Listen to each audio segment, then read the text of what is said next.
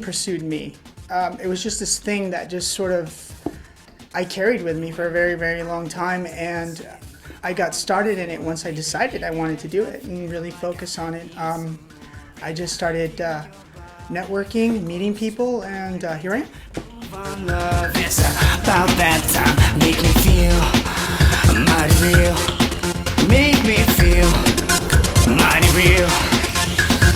You make me feel mighty real.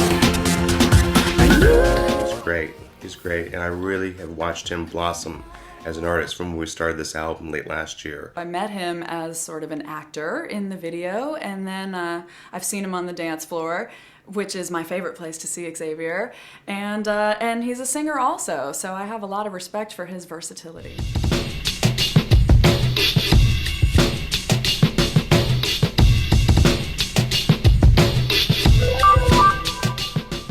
I've been studying to become a performer for about 2 years. I'm also acting and dancing, but I've been dancing since I was a little kid. But I've always had it in the back of my mind that I wanted to be a singer. It was just one of those big things.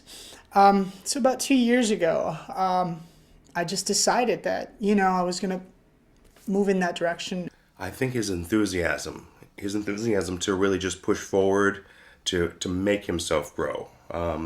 Very often with technology, we can kind of, build a voice.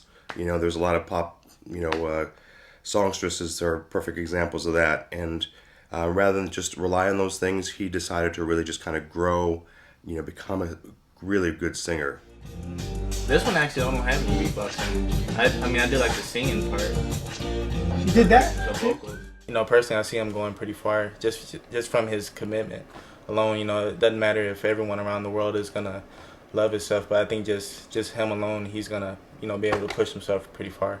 He's definitely I would put him in the top as far as their dedication and commitment. I think that one of the key things with success in anything, really, not just music or our arts or art in general, is that you just have to keep growing, keep looking at your goal, and keep developing and growing and foster relationships, because people are key. You can be the best singer, you can be the best dancer, you can be the most beautiful model, but at the end of the day, you can't do it alone.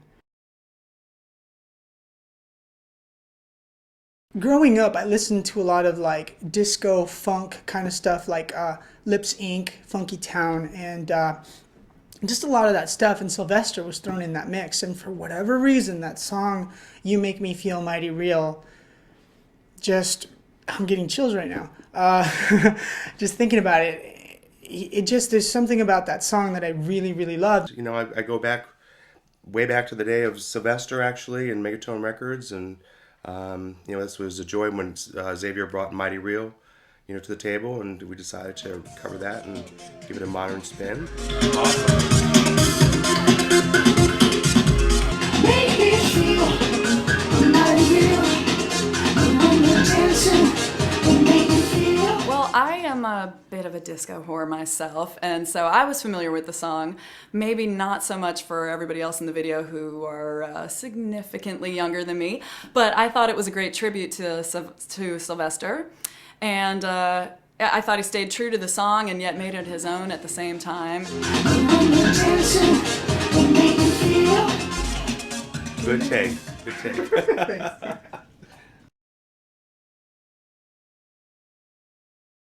Originally, the video was going to be in a much different direction, but then it kind of organically turned into the TV theme. It originally was like a disco thing. It kind of came together kind of by accident, but when we started, experimenting with it more, it actually ended up working probably a lot better than the original one, because the original song was this very disco theme. So it just kind of came together by accident, but it was a planned accident, probably. You make me feel mighty real. You make me feel mighty real. Make me feel mighty real. There's a lot of give and take with Casey.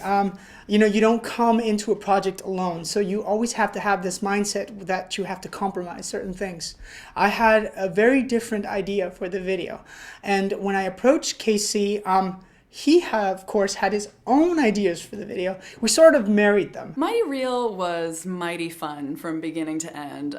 Xavier has a great imagination, but he is also a true professional. So we all got to live out our wildest disco fantasies. We just had a great time, all of us together, contributing ideas, and Xavier was always open to all of them, and I think the result was pretty fantastic.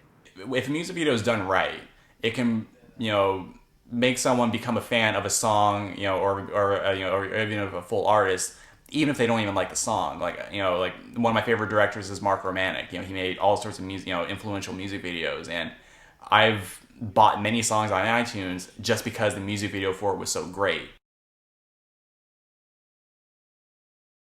There's two sides to it. Yes, it makes it easier for execs or heavy-duty players or key players to find you.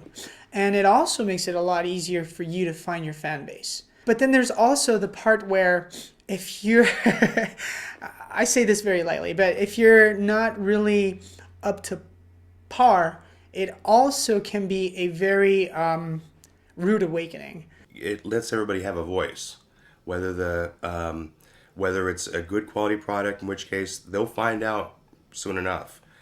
Because before, a label would groom them, they would hook them up with producers. Very often people are doing this thing on their own, and they'll get feedback right off the bat from either MySpace or for the public or from iTunes sales that will really kind of give them the feedback in terms of how they're doing as an artist, both commercially and artistically. And I think that based on that feedback, they can kind of take that information and roll with it and improve quickly. I don't feel like my talent isn't natural. I've had to work at it and develop it. And I feel proud in saying that because, I could have given up a long time ago, but instead I chose to reach for my goals. At the same time, if it also allows the cream to rise to the top, we're going to get the best of the best this way because there's much more exposure. There's much more access for us to really reach people. I like them all for different reasons, and I like Nicety Nice because it's really sort of flirty in your face. And just today, I call myself thinking of things I'm ashamed. Can't take it anymore, you got me dropping to the floor. I'm feeling on the cloud like I will never touch the ground. Ooh, hey, I'm feeling nasty, nasty, nice. I like Take Me because although it isn't necessarily who I am as a person, it does represent the sort of confidence I wish I had. Take me as I am. Take me as far as you can. Take me, here I am. Take me, or leave me where I stand. Some of them are these sort of dreams that I've made up, and others I've drawn from experience. But there's one particular song in the album that really affected me, and that's Moving On, because it was really personal, and it sort of goes back to my childhood. In a different place and time, and no matter what is past, I'm strong and smiling. I can tell you what it's like when you're 5 years old and there's not enough to eat. When you're close or too tight or too loose, and the rats run about your feet. When those who love you don't seem to care, and life... I'm not trying to send out some big message. My intention was to have people enjoy themselves while they listen to it, really. The album is coming out September 9, 2008, 9908.